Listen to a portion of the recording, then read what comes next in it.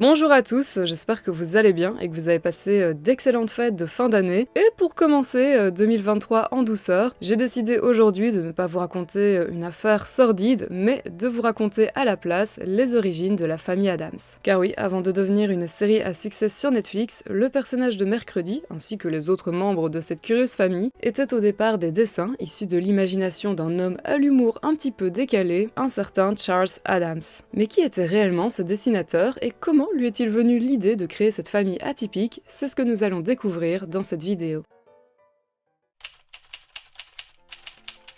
Alors, Charles Addams, il vient au monde en 1912 dans la ville de Westfield, située dans l'état du New Jersey, et il grandit dans une famille aimante avec un papa qui travaille dans une compagnie qui vend des instruments de musique et une maman qui est mère au foyer. Il grandit également aux côtés de sa grand-mère, donc aux côtés de la maman de sa maman, qui s'est en fait installée chez eux après le décès de son époux et qui inspirera à Charles le futur personnage de Grandma Frump.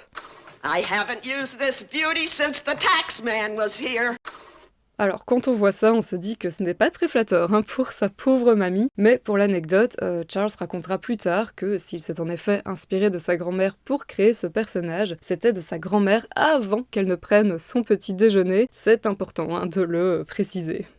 Charles est donc un enfant chouchouté par ses proches, et ce qui est un peu étrange dans ce contexte, c'est que malgré l'absence d'événements traumatisants dans sa vie, Charles développe très tôt une profonde fascination pour tout ce qui est étrange et morbide. Il adore par exemple se promener tout seul dans le cimetière de son quartier et imaginer à quoi pourraient ressembler tous les corps qui sont enterrés là. Il adore également observer les vieilles maisons qui se trouvent près de chez lui, et un jour, alors qu'il est âgé de 8 ans et qu'il se promène avec des potes, il va carrément entrer par effraction dans une maison victorienne en travaux et y faire plusieurs conneries comme renverser des pots de peinture ou encore dessiner des squelettes sur les murs. Et je suis certaine qu'à l'époque cela a dû contrarier les proprios de la maison en travaux, alors qu'aujourd'hui ce serait tellement le rêve d'avoir sur son mur un squelette peint par Charles Addams. Bref, tout ça pour vous dire que cette fascination pour la mort, elle se ressent également dans les dessins du petit Charles, car oui, sans surprise, Charles adore aussi dessiner et il apprécie donc tout particulièrement représenter des squelettes et des têtes de mort. Évidemment, ses parents vont un peu se poser des questions par rapport à tout ça, mais ils vont aussi encourager leur fils à exprimer sa créativité et à se perfectionner dans ce domaine. Malheureusement, je n'ai pas trouvé de dessin de Charles datant de cette époque, mais je peux vous citer certains artistes qu'il appréciait beaucoup, comme Gustave Doré, que j'aime également énormément, John Tenniel ou encore Albert Pickham Ryder.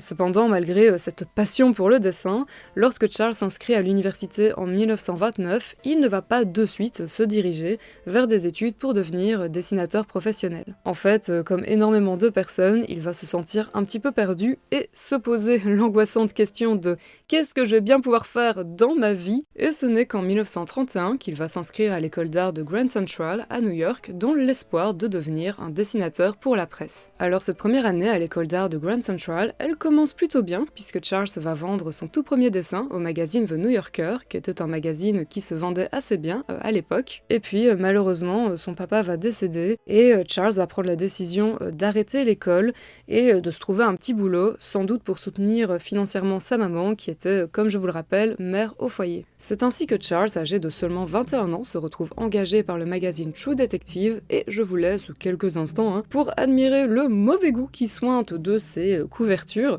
Et ce magazine, contrairement à ce que l'on pourrait penser, n'était pas un magazine de fesses, mais un magazine qui mélangeait faits réels et fiction pour parler d'affaires criminelles. Et le travail de Charles au sein de True Detective consistait en fait à retoucher les photos de scènes de crime, donc on pouvait par exemple lui demander de placer une croix à l'endroit où on avait découvert un cadavre, ou encore de retirer les traces de sang pour rendre les scènes moins difficiles à regarder. Ce n'est donc pas un boulot incroyable, mais au moins ça lui permet de gagner de l'argent, et de toute façon, ce n'est pas parce qu'il a trouvé ce travail que Charles a abandonné l'idée de devenir dessinateur pour la presse, et dès qu'il en a l'occasion, il s'installe à son bureau et il se met à dessiner. Il va d'ailleurs continuer assez régulièrement à vendre ses dessins au New Yorker, et puis en 1935, il décide de prendre ses clics et ses claques et de quitter son poste au magazine True Detective pour enfin se lancer dans une carrière de dessinateur indépendant, et voici quelques exemples de dessins réalisés par Charles à cette époque. Et la famille Addams dans tout ça, hein, parce que bon, la vidéo a commencé depuis plusieurs minutes et on n'a toujours pas abordé le sujet. Et ben tout commence avec ce dessin humoristique publié dans le New Yorker le 6 août 1938. On y voit un homme essayant de vendre un aspirateur dernier cri à une femme au look un petit peu gothique, et le comique de cette situation, c'est que, vu l'intérieur sinistre de cette maison, ben cette femme n'a aucune intention d'acheter ce type d'appareil ménager. Alors cette femme, c'est bien évidemment la future Morticia Addams, et l'homme qui l'accompagne, attention, ce n'est pas du tout le futur Gomez, mais le futur Lurch ou Max, le majordome de la famille, et là-haut, derrière la balustrade, le personnage qui se cache, c'est en fait la chose. Parce que oui, la chose, avant de devenir la chose qu'on connaît tous, ben c'était cette chose. Alors, lorsque Charles Addams réalise ce dessin en 1938, ce n'est absolument pas dans le but de créer une série particulière. Pour lui, c'est un simple dessin humoristique comme tous ses autres dessins, et il ne prévoit pas de réutiliser ses personnages. Sauf que, et heureusement pour nous, ce dessin va vraiment plaire à Harold Ross, le cofondateur et rédacteur en chef du New Yorker, qui va encourager Charles à concevoir d'autres dessins avec ces étranges personnages, et l'année suivante, un second dessin avec Morticia et Max le majordome apparaît dans le magazine. Et petite parenthèse, mais pendant très longtemps, en fait, jusque dans les années 1960, les différents membres de cette curieuse famille n'ont pas de prénom. Charles Addams ne les nomme jamais dans ses dessins, mais moi, dans cette vidéo, je me permets de le faire et de les identifier pour que ce soit plus simple pour tout le monde. Voilà, je ferme ma petite parenthèse. Et donc, à la fin des années 1930, nous avons les prototypes de Morticia, Max et de la chose, et puis, d'année en année, Charles va agrandir cette charmante famille en y ajoutant un papa, le futur Gomez, deux enfants, les futurs Mercredi et Pugsley, un oncle avec le futur Fétide, et enfin une grand-mère avec la future Grandma Frump, qui, contrairement à ce que nous fait croire les deux films des années 90, n'est pas dans l'esprit de Charles la maman de Morticia, mais bien celle de Gomez. Alors dans cette vidéo, c'est également important pour moi de souligner le fait que même si Charles Addams est aujourd'hui surtout connu pour être le papa de la famille Addams,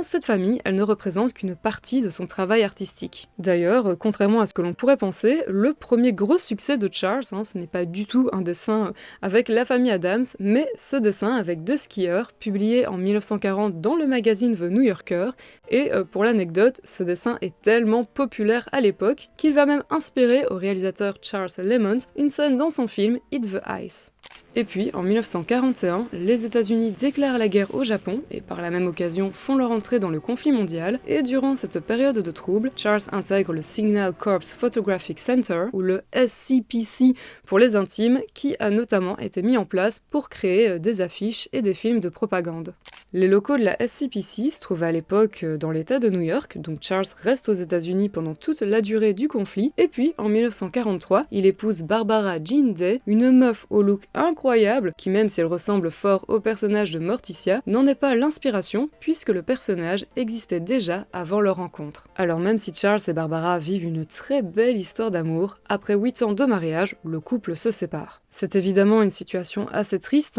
mais au moins ce premier divorce se passe plutôt bien. Bon, ça reste un divorce, donc on se doute que ce n'est pas une partie de plaisir, mais si je précise ça, c'est parce que ce ne sera pas le cas la prochaine fois. En fait, en 1954, Charles a la très mauvaise idée d'épouser en seconde noces une avocate du nom de Barbara Barbe. Et si je me permets de dire que c'est une très mauvaise idée, c'est parce que déjà on n'épouse pas quelqu'un qui a le même prénom que sa première épouse, et ensuite parce que ce couple se marie alors qu'ils se disputent assez fréquemment. En plus, pour ajouter une couche de cretin à cette relation déjà problématique, cette Barbara, qui, je vous le rappelle, est avocate, va se débrouiller pour obtenir certains droits sur les différentes créations de son mari. Alors je n'ai pas tout compris parce que j'ai peu de connaissances dans ce domaine, mais en gros, lorsque Charles sera en pleine négociation pour adapter ses personnages à la télévision, il découvrira à ce moment-là qu'il ne peut le faire sans l'accord de Barbara, et après de nombreuses discussions, ils finiront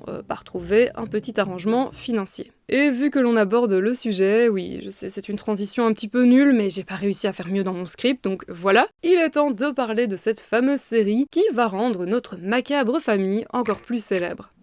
En fait, dans les années 1960, plusieurs personnes contactent Charles pour lui proposer différents projets pour cette famille Addams, comme une adaptation en pièce de théâtre ou encore en comédie musicale, mais Charles décline toutes ces offres car il a peur qu'en acceptant,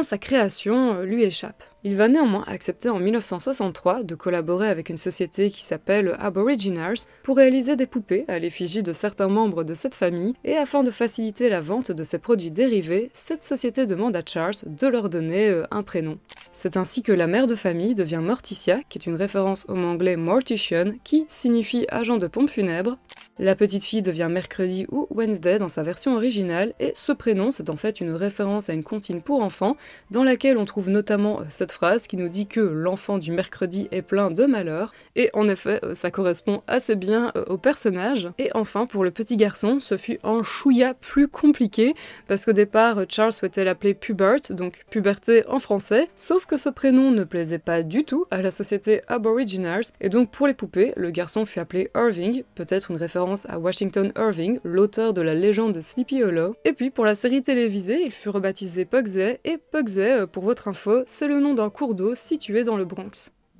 Et donc, comme je vous l'ai dit, même si Charles autorise la confection de ses poupées, il reste assez réticent à l'idée de confier sa création à une autre personne, mais il va quand même se laisser convaincre par un producteur du nom de David Levy qui lui propose d'adapter sa famille Addams sur petit écran. Alors cette série, je l'aime, je l'adore, je la trouve délicieuse, mais comme le redoutait Charles,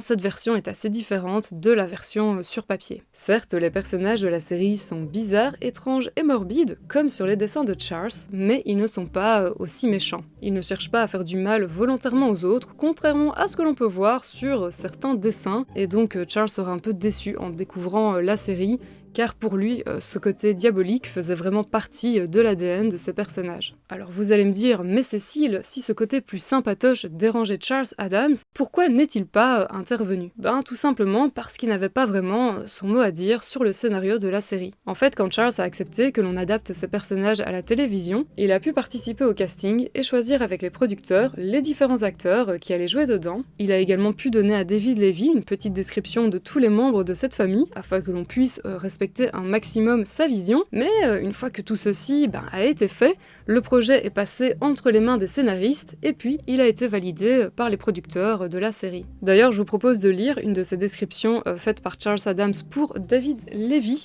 Et si vous voulez toutes les découvrir, je vous recommande vraiment cet ouvrage qui s'appelle « La famille Addams à l'origine du mythe » et je vais vous lire celle qu'il a faite pour Morticia. Elle est le vrai chef de famille, son moteur et son élément crucial. Elle parle à voix basse, perspicace et subtile, esquissant de rares sourires. Cette beauté fanée a aussi un côté romantique et s'extasie discrètement sur son jardin de belladone mortelle, de juscam noir et de zigadem vénéneux. Elle se montre généralement indulgente devant les activités souvent morbides de ses enfants, mais estime qu'il faut garder un œil sur l'oncle Fester. Elle est toujours habillée de la même manière, une robe noire longue et moulante, abîmée ou découpée en lambeaux aux coudes et aux pieds. Elle porte parfois un châle. Elle ne hausse jamais la voix, mais a une grande tessiture. Hautaine, originale, elle voue une fidélité farouche à sa famille. Elle n'utilise jamais de clichés, sauf quand elle veut être drôle. C'est, à sa façon, une hôtesse attentionnée, et si un invité a besoin de quoi que ce soit, elle lui conseille de le faire savoir en hurlant. Ses enfants ont appris à être polis, et ils n'oublient jamais de souhaiter une bonne nuit à leur père d'un coup de pied. Bon, je vais pas vous lire toutes les descriptions parce que sinon ça va ralentir le rythme de cette vidéo, mais je vais quand même vous dire quelques mots sur les autres membres de cette famille. On a donc également Gomez, le papa Addams, interprété dans la série par John Astin, qui, comme vous l'aurez constaté, est beaucoup plus charmant que le Gomez imaginé par Charles. Il y a aussi l'oncle Fétide, qui, dans sa version sur papier, est le personnage qui ressemble le plus à son créateur, et ce n'est pas moi qui le dis, mais Charles Addams lui-même. Et pour l'anecdote, dans la série, il est interprété par Jackie Coogan, le même acteur qui a joué aux côtés de Charlie Chaplin dans le film The Kid. Et enfin, le dernier personnage sur lequel je dois un peu m'attarder, c'est la chose, puisque comme je vous l'ai dit, c'est le perso qui va subir le plus gros changement dans la série. Au départ, la chose, c'est donc ce personnage très mystérieux qui ne fait que se cacher dans les recoins du manoir de la famille Addams, et puis les producteurs de la série, sans doute inspirés par ce dessin de Charles, décident de modifier un peu la curieuse créature et d'en faire un bras qui deviendra plus tard une main. Et un tout grand merci à ces producteurs, car l'idée était vraiment géniale et rajoute un côté encore plus étrange à cette famille Addams. J'aime les mains baladeuses. La série sera diffusée pour la première fois au mois de septembre 1964 et les premiers épisodes fonctionneront assez bien. Bon, faut dire qu'à l'époque, on n'avait pas vraiment l'habitude de ce genre de contenu à la télévision, donc ça a titillé la curiosité des spectateurs. Et puis, malheureusement, au fil des mois, la hype est retombée, l'audience a chuté et la série fut finalement annulée en 1966, 2 ans seulement après sa première diffusion. Le problème avec cette série de la famille Addams, c'est qu'elle va rendre cette famille atypique vraiment célèbre, et donc dans les années 1960, pour une grande partie de la population américaine, la vraie famille Addams, c'est désormais cette famille qui est passée à la télé, et non celle dessinée par Charles. Du coup, le rédacteur en chef du New Yorker, qui était à l'époque William Shawn, va demander à Charles de ne plus réaliser pour le magazine des dessins avec les personnages de la famille Addams, car selon lui, les lecteurs n'auraient pas ou plus envie de découvrir une version plus diabolique de cette famille qui était passée à la télé. Alors d'après la biographe de Charles, cette décision va le rendre un petit peu amer, et on comprend tout à fait pourquoi, mais cependant je vous rassure, cela ne va pas empêcher Charles de continuer à faire vivre sa famille au travers de produits dérivés, ou encore dans des ouvrages comme dans ce livre de contes pour enfants, où sur plusieurs dessins, on reconnaît aisément certains membres de notre famille adorée, et bien évidemment Charles continue aussi à réaliser d'autres dessins qu'il vend principalement à des magazines. Du côté de sa vie privée, après son divorce avec Barbara Barb en 1956, Charles va fréquenter plusieurs femmes, il va notamment sortir quelques fois avec Jackie Kennedy, oui, la veuve du président américain, et puis en 1980, il va se marier pour la 3e fois avec une amie de longue date qui s'appelle Marilyn Morris, mais que tout le monde surnomme T, et il faut absolument que je m'attarde quelques instants sur ce mariage, car la cérémonie s'est en fait déroulée dans le cimetière pour animaux de Marilyn, présent sur sa propriété à Watermill, dans l'état de New York. Tous les invités ainsi que le couple étaient habillés en noir, histoire de bien rester dans le thème morbide, et j'espère un jour avoir un mariage similaire car ça avait l'air incroyable. Le couple s'est ensuite installé à Sagaponack, toujours dans l'état de New York. Ils ont surnommé l'endroit The Swamp, donc le marais, et ils y ont vécu des jours paisibles et heureux jusqu'à la mort de Charles le 29 septembre 1988. Alors je n'ai pas forcément eu l'occasion d'en parler avant dans la vidéo, mais j'aimerais rajouter que Charles Addams, c'était aussi un collectionneur d'armures et d'armes anciennes, ainsi qu'un passionné de voitures de course. Il était aussi super pote avec le réalisateur Alfred Hitchcock, et c'était également une personne qui adorait la compagnie des animaux. D'ailleurs, ses cendres furent dispersées sur le cimetière pour animaux que lui et son épouse avaient aménagé sur leur propriété à Sagaponack. J'espère vraiment que cette vidéo vous a plu et que vous avez passé un agréable moment en ma compagnie. Il y avait plein de choses à dire sur Charles Addams et la famille Addams, c'est toujours compliqué de résumer la vie entière d'une personne en une seule vidéo. Et donc si le sujet vous intéresse, comme d'hab, je mets toutes mes sources en barre d'infos. Je vous souhaite tout le meilleur pour 2023 et je vous dis à très bientôt pour une prochaine vidéo. Ciao!